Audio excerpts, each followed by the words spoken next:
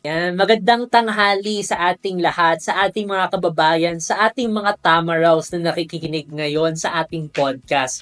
Alam nyo ba na umulan kanina dito sa FEU Manila? At baka hindi lang sa Manila, kundi sa ibang lugar din, sa Quezon City, sa Valenzuela, sa Caloocan, sa Malabon, at sa iba pa. Malay mo, dito rin sa inyong bahay. Chat nyo sa amin kung umulan ba sa inyong lugar. Malakas ba ito o bumaha ba sa inyong lugar? Sana ligtas din kayo sa paparating na mga delubyo at mga problema. Pero alam nyo ba, meron tayong mga sistema ng problema sa ating bansa na sabihin natin sa ating personal na parang kung ano yung kakainin natin, nakabayad na ba tayo ng tuition natin, o sabihin natin papasa ba tayo sa susunod na semester na kompleto ba yung grades natin, magkakaroon ba tayo ng dean's lister, or sabihin natin sa ating family na tawag dito, malapit ba sila, hindi wala bang mangyayari masama sa kanila. Hopefully not, we're not jinxing it, but we are hoping for the best of your families. But ayun din, parang may mga sarili-sarili tayong problems, even not just on the familiar side, and also the personal side. Meron din tayong relationship problems, finance problems, at yung mga problems sa ating society, like yung mga problems sa baha, problems sa infrastructure, or problems sa traffic. Ito yung parang mga na-discuss din sa kwento ni Mez de Guzman na reklamador, na isa siyang kwento about kay Arturo na dinaanan ang mga problema sa pagkain, problema sa pamilya, problema sa pagmamahal, problema sa trabaho, problema sa sarili, problema sa mga kasama niya sa trabaho, na nagkakaroon siya ng selos at napagseselosan siya ng mga kanyang katrabaho. Meron din siyang problema sa pag-commute, papunta at pabalik, may problema siya sa krimen, at may mga iba siyang problema na ating titingnan sa kwentong ito as we move along with this podcast. So, ayun, ako si Gabriel Duldalaw, ang iyong host sa ating long table discussion. At ngayon, pakilanarin na natin ang iba nating kasama dito sa podcast na ito. Kay Flores. Magandang hapon. Ako si Ubi Girl. Ako si Nikea Gregorio. Lars Gateka. Sophia Giritan. At si Sunjan. Yan. We're actually in complete attendance ngayon. Buti nga kasi actually umulan kanina at na-delay ang aming shooting. And ayun, hopefully you guys aren't wet because we are in for a dry talk right now to make it more lighter, to make it more palatable to you. Kung ano nga ba yung tungkol sa reklamador ni Mez de Guzman.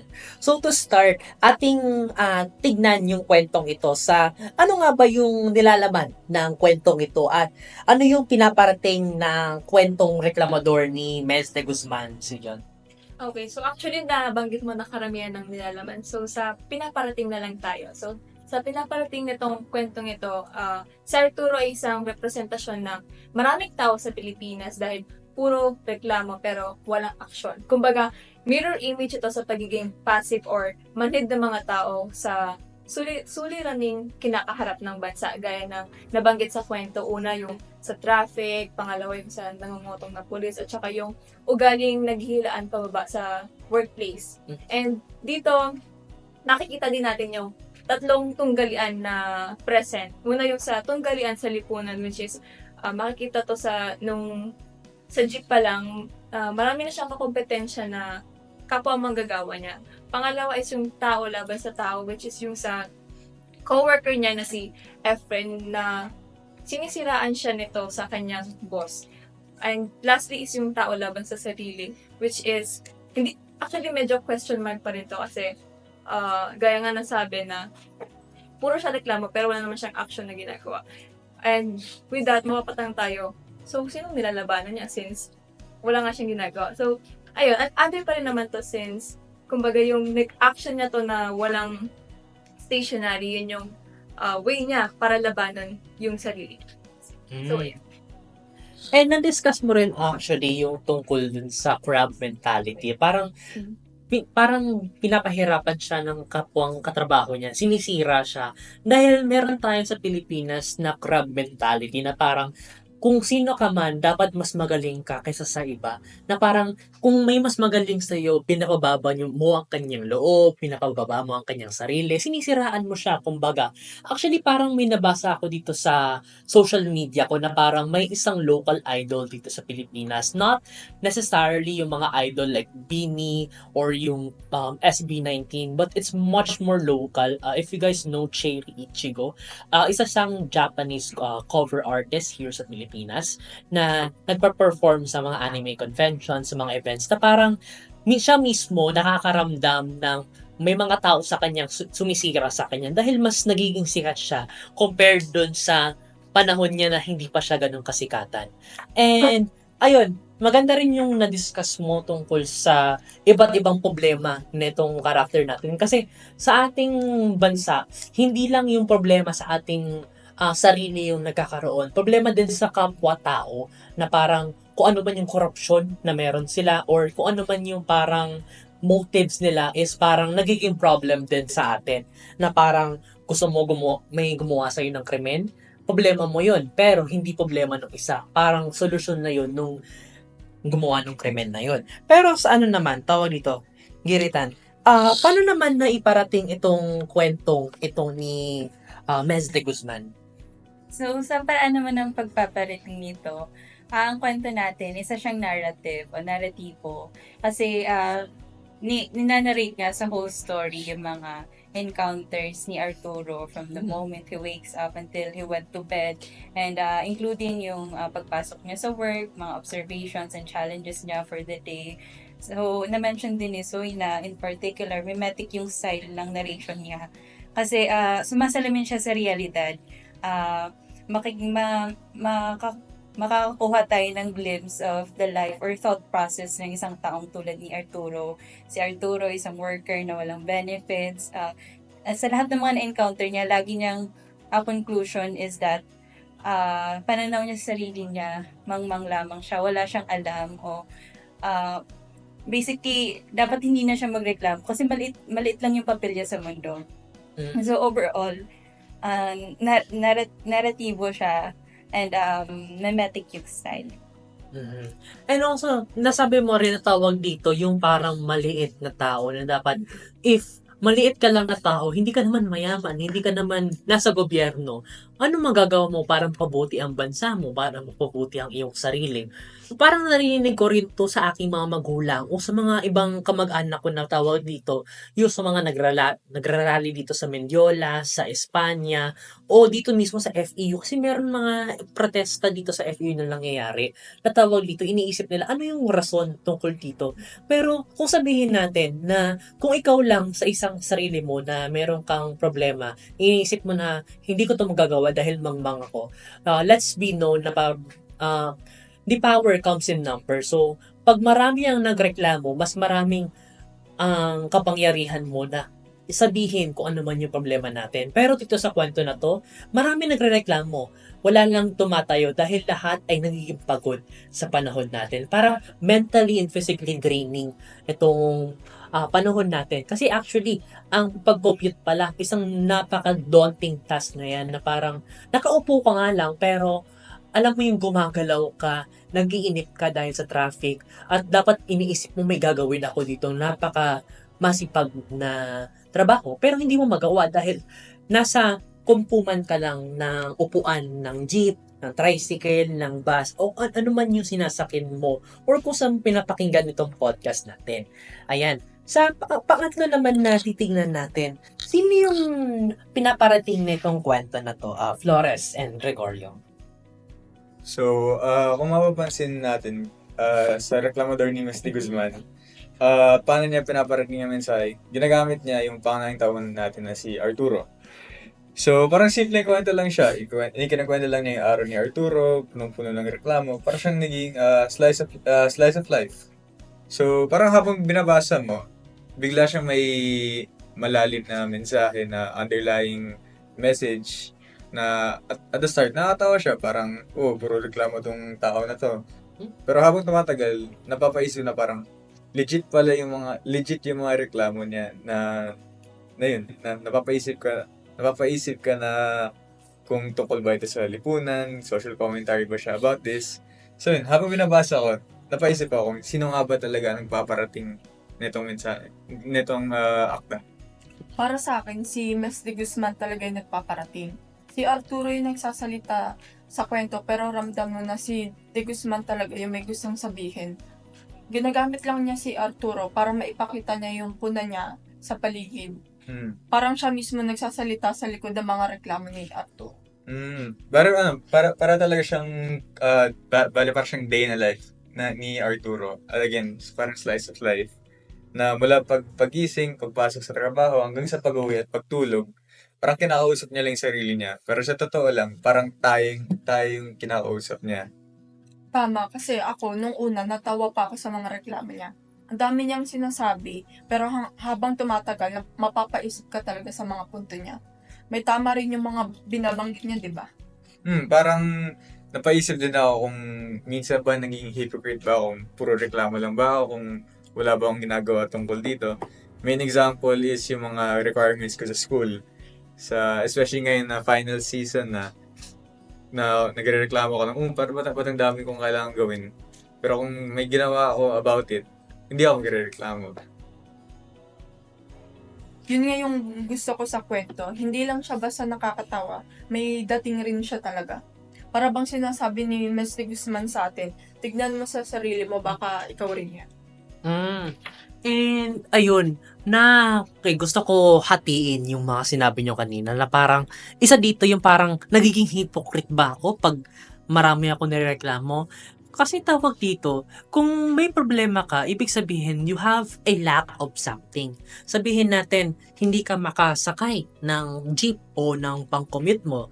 Kasi ibig sabihin, wala kang sariling pangsakyan, wala kang sariling kotse, wala kang sariling sasakyan, wala kang pera na mag-afford ng mga ride-hailing services na mas mabilis kumbaga kaysa sa commute. Pero ayun din, from what I know, parang nagiging magandang influensya ang power, ang pera, at karangyaan sa problema na parang sa ating sitwasyon na nandito tayo sa FEU, tayo mga university students sa isang private institution na tawag dito, iniisip natin minsan na itong mga maliliit na problema na to, dapat ba nirereklamo o dapat ba hindi na lang nirereklamo? Kasi sa atin, meron naman tayo siguro na mga dorm or nakakapag-aral tayo or nakakaroon tayo ng sariling pera para makapaggala, makapagbili ng ating mga gusto na mga bagay. Sa kanina kasi itong sa reklamador na to, mas kinukuha niya yung kwento na ating mga normal na Pilipino o ating mga Pilipino na nabubuhay lang sa pasweldo na tawag dito. Minsan hindi pa nga sapat ang ating sweldo kasi hindi natin alam kung ang kwentong ito ay nangyari sa Metro Manila o sa probinsya, na alam natin ay hindi parehas ang wage rate sa bansa. Kasi tawag dito, may ibang lugar sa Metro Manila na mataas ang sweldo, o sabihin natin may lugar sa probinsya na mas mababa ang sweldo kumpara sa Metro Manila. And ayun din yung nasabi mo sa mga sunod-sunod na problema. Actually, bilang mga estudyante, hindi lang yung kwentong ito ay para sa mga manggagawang Pilipino. Parang nagiging reflection rin siya sa ating mga kapwa estudyante na ngayon, dumadaan tayo sa finals period, maraming pinapasa, maraming nangyayari, may mga production shoots, may mga kailangan memorize, may mga kailangan na isipin, tama ba? Na, ayun, maraming pumapaligid sa ating isipan na isa rin tawag dito yung paparating na deadline ng FLJ or FEU Learning Journey na parang kailangan ko ba sagutin itong 5 piraso ng BKT task na minsan hindi i-check ng prof or minsan tawag dito matagal siya i-check. Actually, hindi pa nga na-check yung iba sa akin pero matagal ko siya pinasa na tawag dito, required ba siya gawin? Kasi actually, ang deadline nito is on May 9. And ngayon, bilang May 7, malapit na rin ang deadline nito. May mga ibang estudyante na problema sa kanilang finals na kailangan ko na to gawin, kailangan ko na siyang tapusin.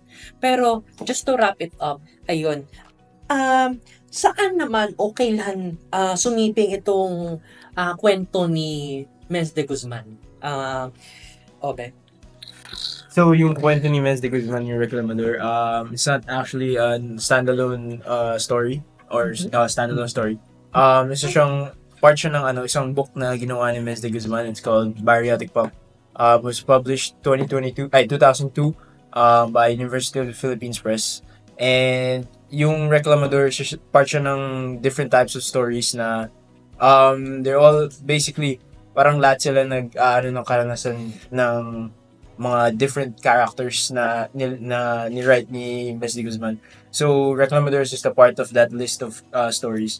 So, actually, yung book mismo, mahirap siya hanapan ng parang solid copy online.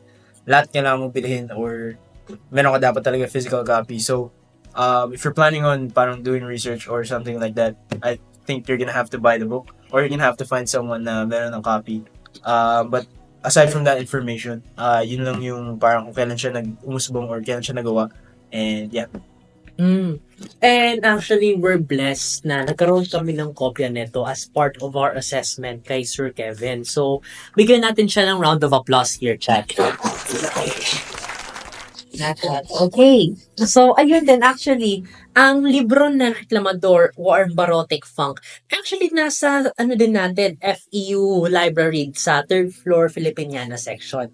Na tawag dito, hindi man siya natin nakikita sa Google, meron tayong kopya dito sa FEU mismo. So, parang malapit sa ating mga puso't isipan at sa ating mga utak. And, ayun, Gepega, para naman, tawag dito, sa tingin mo, para kanino naman itong likhang sining ni Mes de Guzman na Reclamador? As for the intended audience, I think it's obvious that he meant to convey this message to working class Filipinos since the story is written to be very relatable to them since it shows his Arturo's whole day in the life. So going to work, the competition in the workplace, and then the unfair treatment that he receives. At the end of the day, he's too mentally and physically exhausted to do anything about his problems. So at the end, the next day, he's just gonna repeat those problems again. And yeah, nasabi mo rin tawag dito na si Arturo is parang napakapagod na sa kanyang buhay na hindi naman siya yung mentally na pagod but not just mentally actually, hindi lang siya mentally but physically, emotionally, and mentally na pagod siya. Malay mo maiba rin siya pinagdadaanan bukod sa kanyang nakwento, sa kanyang day na life which is puno ng problema, puno ng challenges, puno ng pag-aaway at pagkagalit. Na ayun nga, nahihirapan siyang baguhin ang sarili niya kasi from the start, pagod na siya. So, paano mo babaguhin ang iyong sarili kung pagod ka na, di ba? Parang sabihin mo, sa ating bansa, may mga narinig din ako na tawag dito, hindi na kailangan i-research itong mga kandidato na tumatakbo sa May 12 elections. Kasi, ang binibase na lang nila mismo, sino yung mga pangalan na kumakapit, sino ba yung mga pangalan na kilala. O, bawal tayo mag-mention. Pero tawag dito is, yun na lang yung nagiging basis nila sa pagboto kasi wala na rin silang time sa pag-research na imagine mo pag-commit mo pa lang nakakapagod na, pag-trabaho mo pa lang nakakapagod na, pag-isip mo sa inyong mga anak, sa iyong pamilya, nakakapagod na. And actually sa ating mga estudyante, hindi ko alam kung iba sa atin registered voter na. Kayo na registered na ba kayong voters? Yes. Ayan. So, kita naman natin here na may iba sa atin na hindi registered voters. So, may iba dito, may iniisip kung sino lalagay nila sa balota nila. May iba naman dito, may ibang iniisip. And hindi natin alam here kung lahat ba kami dito na nagsabi ng oo is actually boboto sa election. Kasi malay mo, ang problema naman namin, meron kaming project, meron kaming mga gagawin. O malay mo, bigla kaming nagkasakit sa araw ng election. Diba? Parang siyang pagod na nga kami sa panahon na yon. Parang pagbabago namin ang aming sarili, ang aming bayan, ang aming lugar, kailangan pa namin mas maging pagod sa panahon na iyon. So, bilang pagtatapos, gusto kong pumili ng dalawang tao sa ating long table discussion na to kung sino magbibigay ng kanilang pag-iisip o kanilang mga closing thoughts sa ating kwento na Reclamador ni Mes de Guzman. So, una, bigyan natin ng floor itong si Giritan sa kanyang kwento. Takeaway, no? Yes. For me naman, main takeaway ko talaga is that we're all living in different realities. Tapos it's nice na we get to know or we get a glimpse of people like Arturo na although hindi rin naman natin siya mabiblame, although it's not an excuse, pero hindi natin siya mabiblame kung bakit ganun yung thought process niya. But yeah, it reflects a whole systemic issue. And ayan, bilang magtatapos tayo mamimili lang isa. Wait lang. Tan, tan, tan, tan. And sa'yo. Ako pala. Takeaway mo. So takeaway, yung buong story in itself is a great representation of yung current day-to-day basis of mga Filipino. You don't have to relate it to sa mga Filipino na mga nagwo-work lang. I think everybody, kasi as mentioned earlier, parang story siya about yung problems na experience mo throughout the day. Yung mga problems na yun, it might be minimal, it might be major problems that could be detrimental sa buhay mo. But, yeah, regardless of that fact, everybody encounters these problems. Pero, meron tayong right as people na mag-complain. Like, that's built inside us. Complaining sometimes also saves us. And yeah, it's part of our lives. Pero at some point, meron siyang point na parang it's gonna be toxic or it's gonna be bad for you if you complain too much. Kaya yung story din is like a great reflection, or it shows what can happen kapag puro reklamo ka lang. Kapag pinabasa mo to sa mga tao or like mga people na adult, mga hindi yung mga bata, like yung mga adult na may isip na or parang maka-realize na yung parang pag nakita nila yung sarili nila sa binabasa nila, parang may realize nila na dapat hindi lang ako puro reklamo. Dapat meron din ako ability na baguhin or mag-act towards these actions or towards these problems para may mahanap ako way na i-solve sila. Para hindi yung buhay hindi puno ng problema na paulit-ulit lang, para masasolve ko rin sila. So yun lang. Okay. Actually, kanina ko pa napapansin sa ating podcast na nagsusulat ng notes itong si Gion. Na parang sabihin mo, habang ako nag-uusap, parang nagkakaroon tayo ng lecture series. It's actually very good. Natawag dito, magti-take notes si Gion ng kanyang mga tala o kanya yung mga sinasabi sa amin. Parang napaka-very good. Bigyan natin siya ng 2 claps. 1, 2. 1, 2. Yan. Okay, Gion. Gusto ko naman malaman kasi kanina ko susulat ng notes. Ano yung final thoughts mo sa ating kwento na Reklamador ni Mez de Guzman?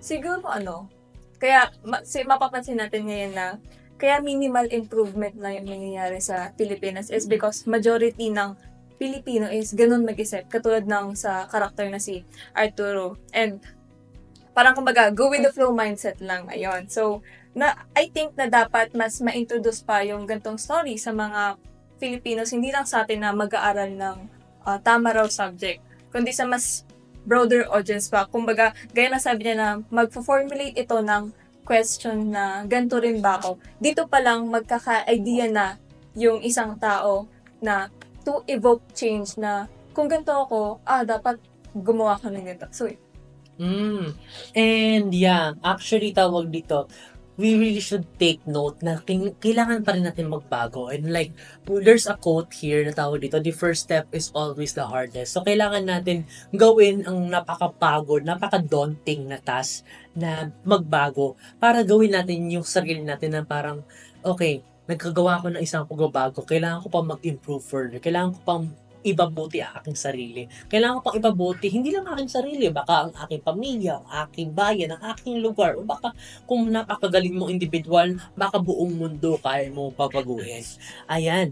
Dahil dyan, actually, napag-usapan naman din natin lahat na meron tayo sa podcast na ito, natingnan natin yung laman ng kwento ni Mez de Guzman na Reklamador. Actually, before, hindi ko nga alam ano yung ibig sabihin ng Reklamador. Baka siguro nagreklamo lang to. Pero, much larger ang meaning yan. Tawag dito. Naging reflection sa ating society, naging wake-up call siya sa ating mga mambabasa na kailangan natin magbago, kailangan natin i-take up ang pagbabago. And dahil dyan, we hope that you guys enjoyed the podcast here at the Long Table.